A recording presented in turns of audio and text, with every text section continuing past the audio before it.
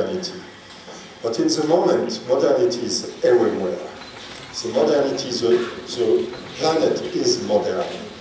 And the problem is what we do with this planet who is modern. Did we have to make modernity again? Did we have to continue this system of make something better to bring the other thing in trash?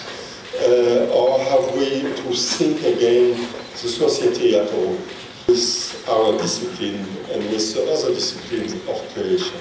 Are we only here to make better buildings for investors who don't think only to make money? Is that our profession?